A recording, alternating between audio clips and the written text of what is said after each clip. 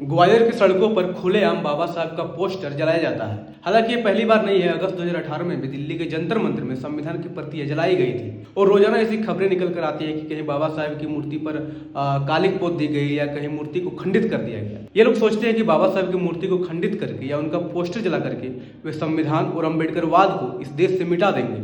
इन लोगों को समझना चाहिए कि वे लोग जितना अम्बेडकर और संविधान का विरोध करते हैं उतनी ही तेजी के साथ अंबेडकर के चाहने वालों की संख्या इस देश में बढ़ रही है। संविधान को मानने वालों की संख्या बढ़ रही है। लेकिन एक दुख की बात है कि बाबा साहब को बाकी दुनिया सिंबल ऑफ नॉलेज कहती है, लेकिन उनके अपने ही देश में, यहाँ तक कि उनके अपने मध्य प्रदेश में बाबा साहब का पोस्टर जलाया जाता है। ये बाबा साहब का अपमान नहीं है, बल्कि देश के करोड़ों शोषितों और वंचितों के मान सम्मान का अपमान है।